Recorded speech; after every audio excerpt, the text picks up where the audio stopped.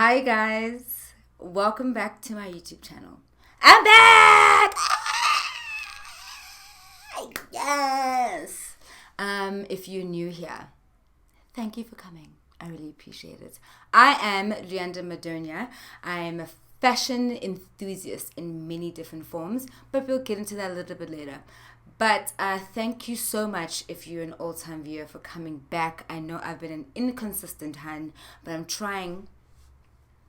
Praise be, 2021 is the year that I stay consistent with y'all motherfuckers because I'm ready. I'm ready to bring you what you need, what you asked for, what the Lord said. So here I am.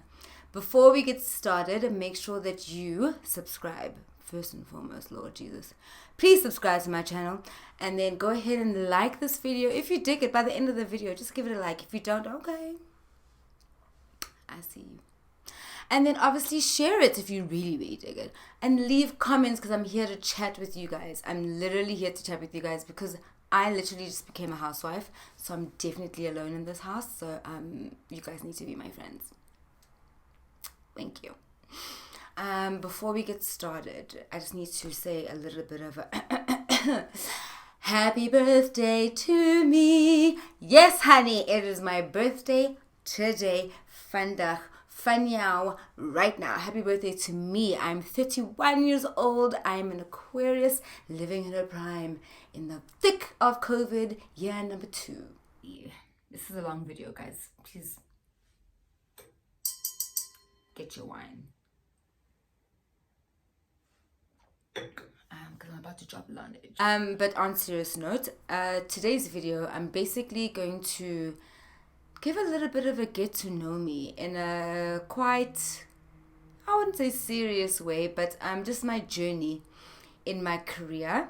In terms of my personal things, you will need to stay tuned to this YouTube so that you can find out, darling. So let's get right into it. Well, I'm Rianda Madonia, formerly known as Rianda Sithole, but now I'm a married hun. I've been married for, it's going to be 6 years this year. 6 years this year. Hey Jerry, what's up? And I used to live in Los Angeles.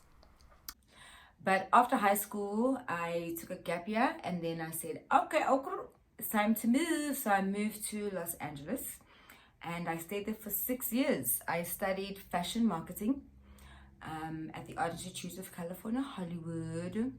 And then after graduation, I moved into music. Like as an admin hand in the music industry.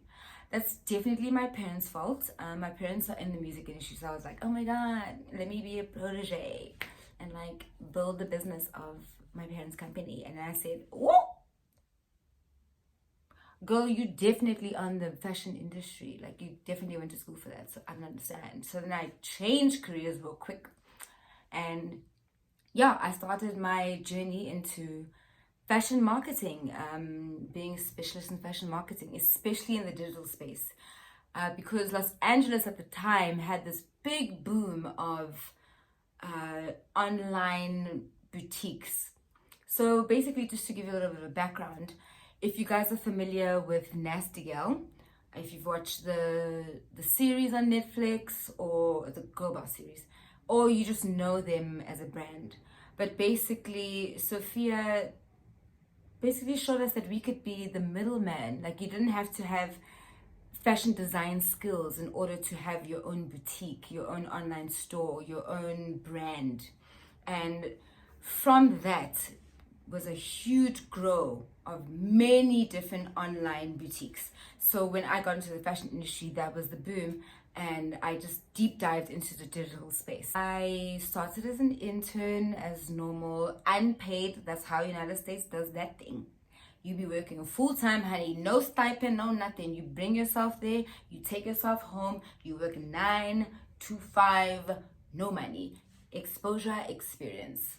But no, it's fine, whatever. But that's why most Americans have like 5 jobs in one day because of things like that. But anyways, I was at Han. I took 3 buses and walked a whole lot just to get to my job. And I started out in a fashion online boutique right in the crux of the wholesale markets in Los Angeles. Wholesale meaning you can buy merchandise in bulk in different sizes to be able to sell on your store, online, or as a brick and mortar. So it was quite a really cool place to be in. So I just worked my way up quite quickly, if I might add. And, you know, running the marketing department and making sure the digital was working and just wearing many different hats, you know, because when you work for a small business, that's what you do. Wearing different hats in the digital space at this online platform. And then from there, I just moved and I moved and I moved and I moved to different companies around that wholesale market area, the downtown LA, Santee Alley type vibes. And then I was like, wait, why am I making money for these people? This is so weird. I literally can just go home to South and do this myself, because I knew the ins and outs. I knew how to shop for a collection that you might not have designed. I knew the trends that were going to happen because I needed to know that for my job. And I was like, yeah, I'm good. I've gotten the knowledge. It's been 6 years. It's been 6 years in Los Angeles. Time to go. So during those 6 years, during the last few months rather, of being in Los Angeles, I went and I bought, during my lunch break, I bought myself a collection at the wholesale market. My mom used to come to Los Angeles once a year, and she would just like take the stuff in a suitcase and just hoy back home, and then she would sell it for me. And I created the online platform and everything. Basically, I didn't sleep. And in that same year, I started my YouTube channel. Beloved. So yeah, I definitely didn't sleep. But yeah, and then I was like, okay, I think it's time, babe, let's go. Let's go back to South Africa. I was quite excited to move back. I've always wanted to move back to South Africa. It was never a dream of mine to stay in America, live there, create my life until the day I die or retire. I always wanted to get the knowledge, to get the education, to get the experience, and then move back to South Africa and help be, I don't know, a pioneer or a mogul or enthusiast in the fashion industry. So that's what I'm trying to do, guys. So don't forget, like and subscribe. Anyway, so I moved back. Hold on. Whew, I feel like I'm talking a lot. Hold on now. Ooh.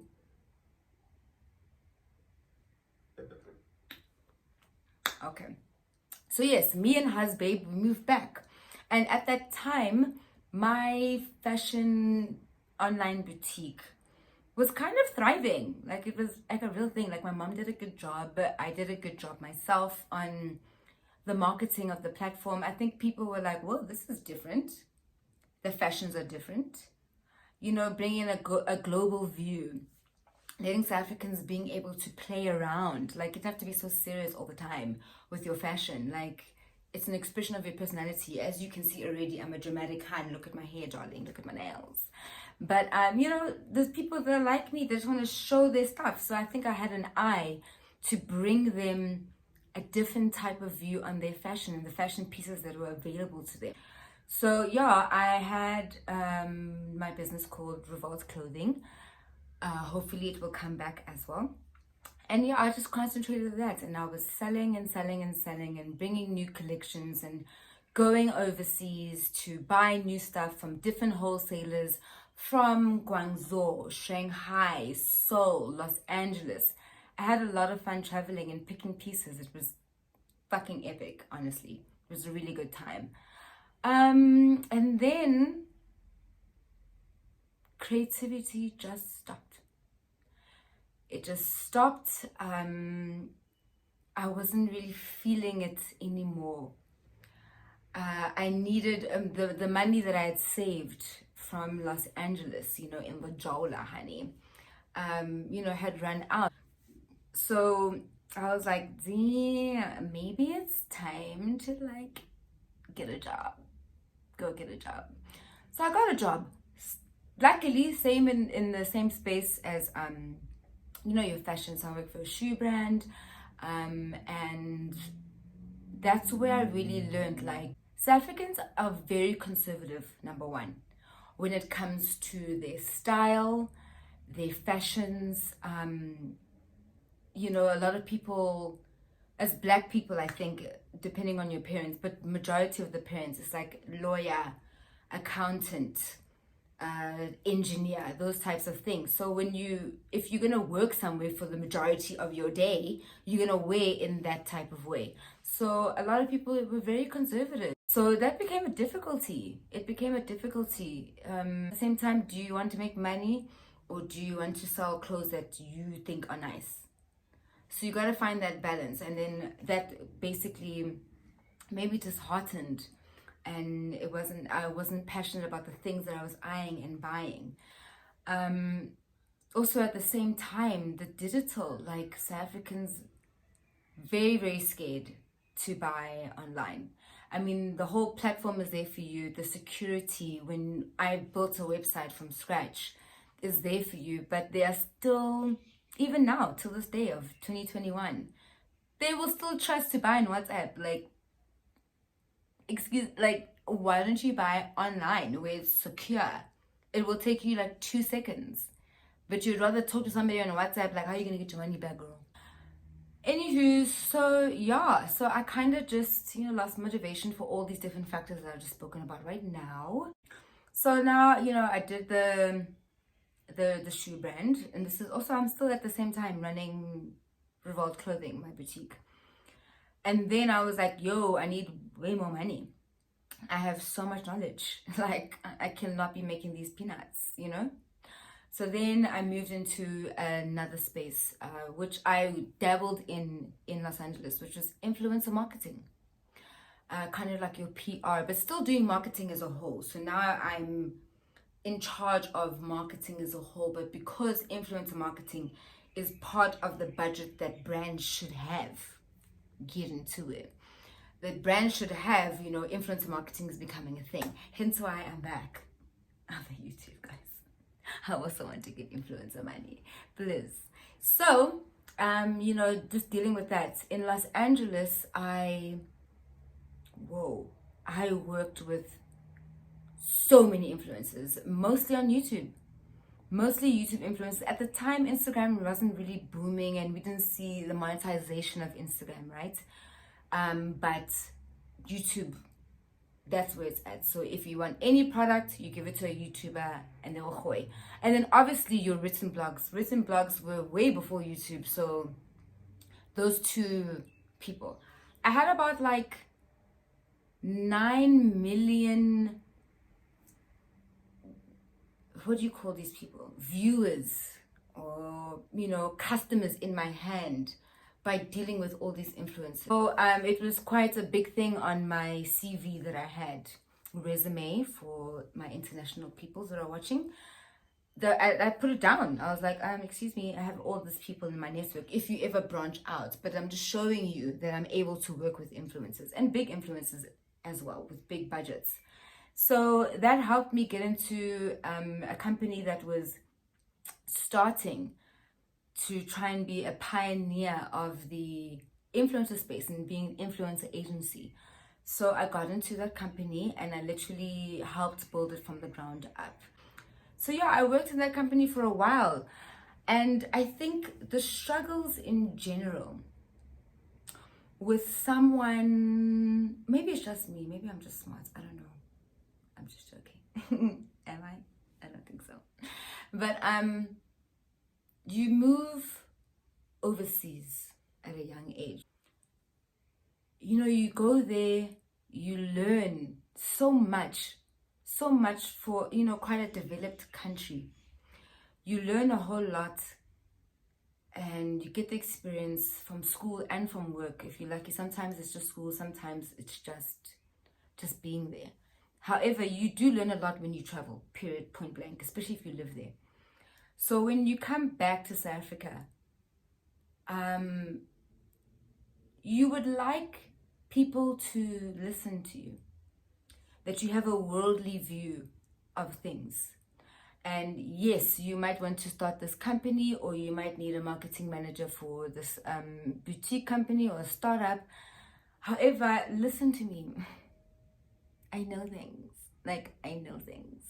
And at the same time, while you're listening, pay me my worth.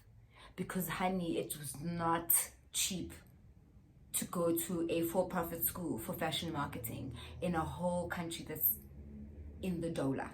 So pay me, you know.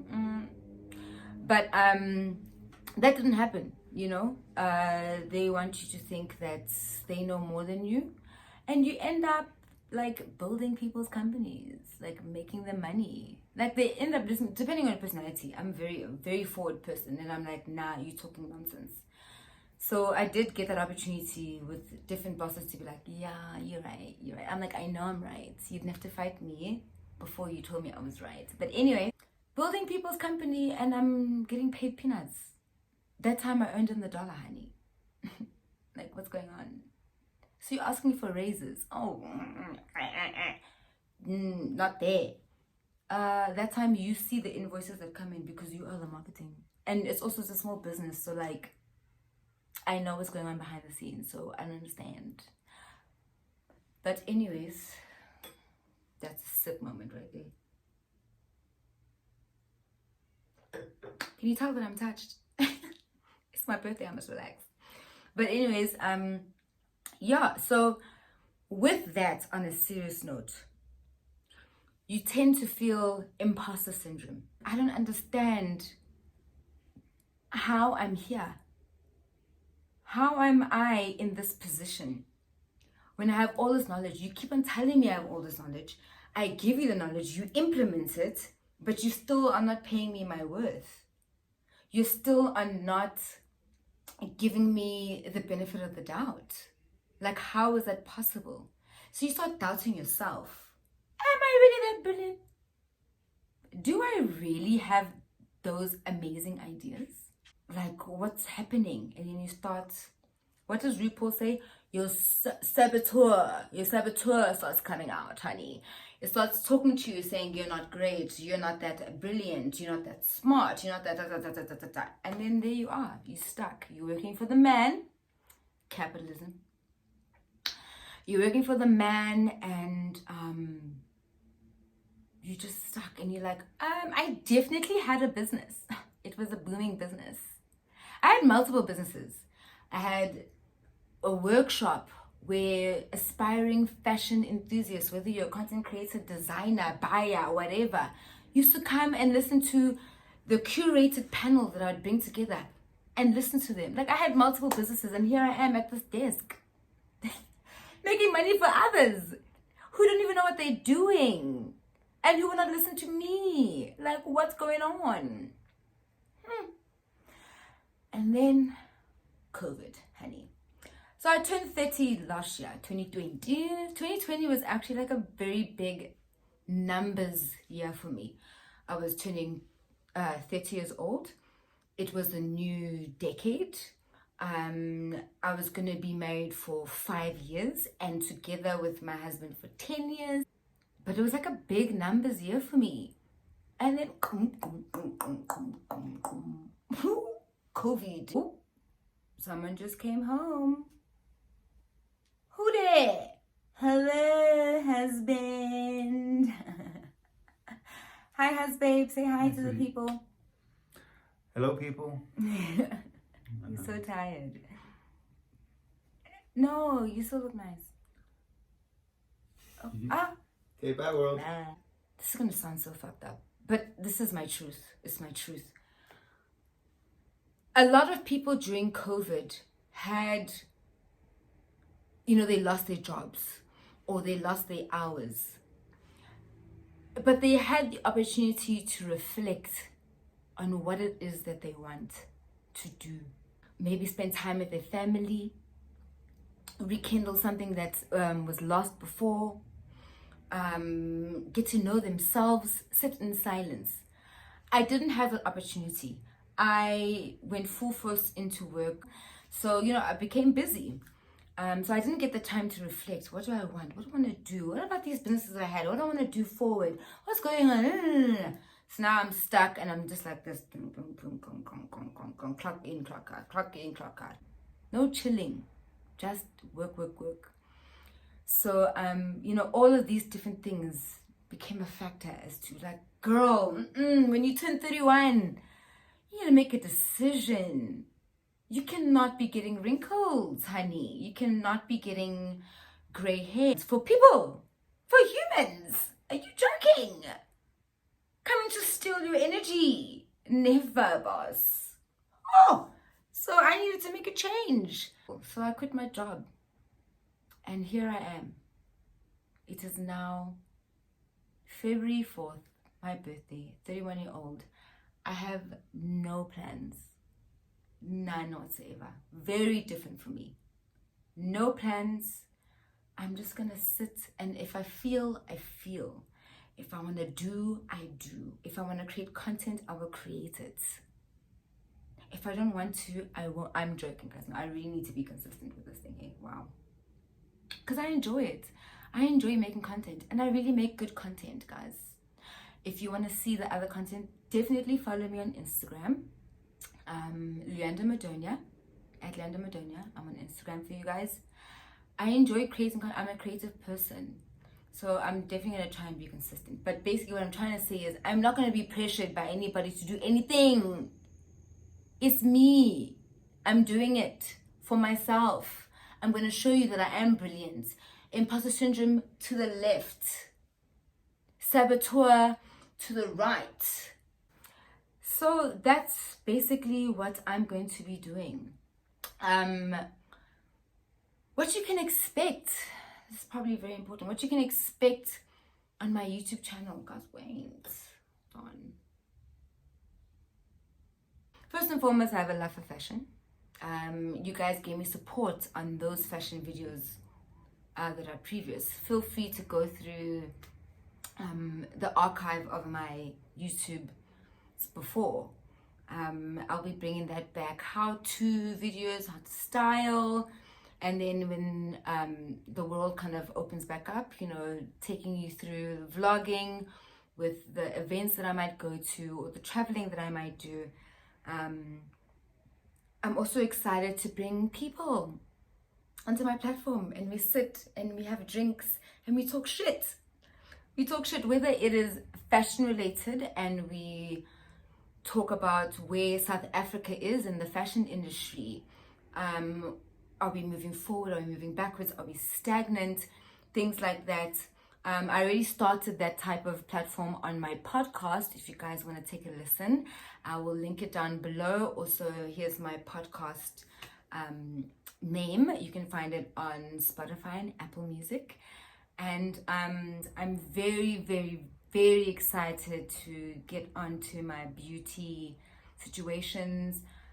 Over the past 5 years, since the beginning of this YouTube channel, if you go back, you'll see what my makeup game was like. So I'm excited for that. I'm super excited for you guys to delve deep into who I am. And in those spaces, it would be like vlogs, getting to know my family, my friends, even bringing that podcast and YouTube channel together and interviewing people on this platform as well, and getting expertise advice from people in the fashion industry. So that's what you can expect from this channel. And thank you guys for staying up until this point. Cheers! What?